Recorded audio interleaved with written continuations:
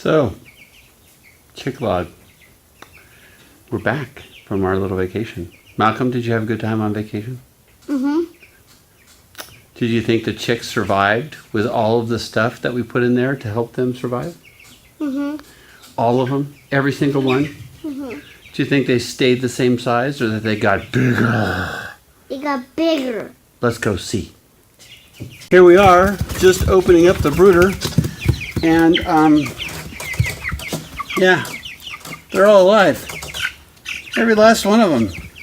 Were one of you guys watching them while we were gone? Malcolm, will you check the feeder and see if they ate all the food? Nope. Almost all of the food. He's knocking the food down off of the flat surface in the feeder, which would not be subject to the avalanche. Ow, there's a splinter in there. What? There's a splinter in there.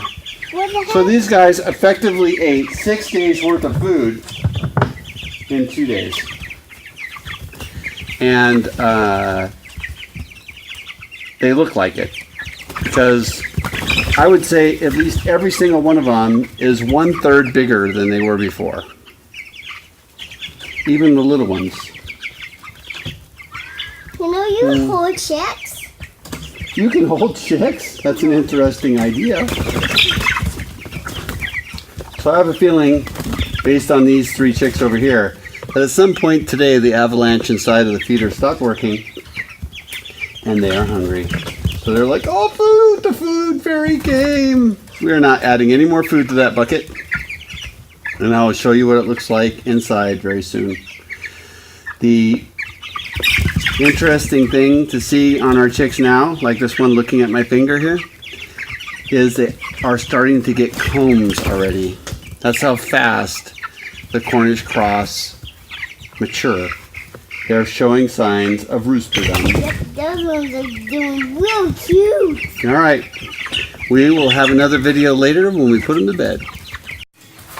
All right, here we are with the feeder taken out of the brooder. They are freaking out that they don't have food right now. So I just wanted to show you the standard food grade bucket. The bottom of the slot's about 2 1/4 inches. The top is at 5. I'm not sure that gap is all that necessary. It could be 1.5 inches. That would be fine.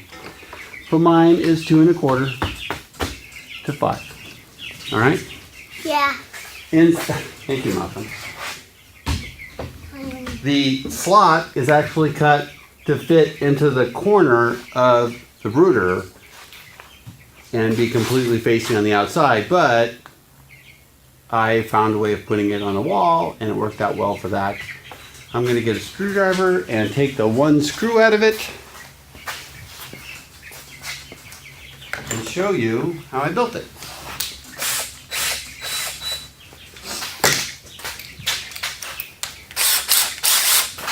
Alright, so first we're going to take a look at the inside. As you can see right here, this is flat. That is not good design. It should be sloped to let the food channel out. And when I change it, and I will, because this is not the last time I'm going on vacation, I want the food to slide off of that shelf, because when Malcolm and I found it, it was banked up like this. Behind it, the food just falls directly down.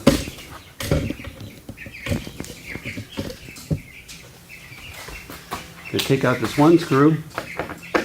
It's just a 1-inch sheetrock screw. No big deal.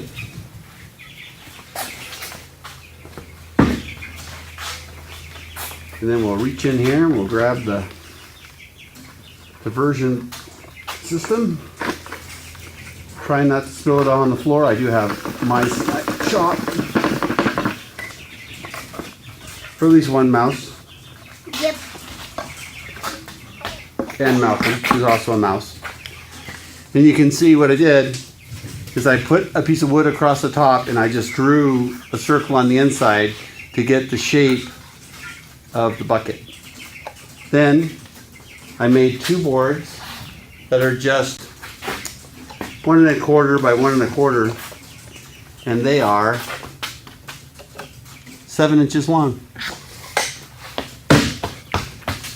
And then in the back, so I took those 2 boards and I attached them to the plywood at the top. And then in the back, I took and made a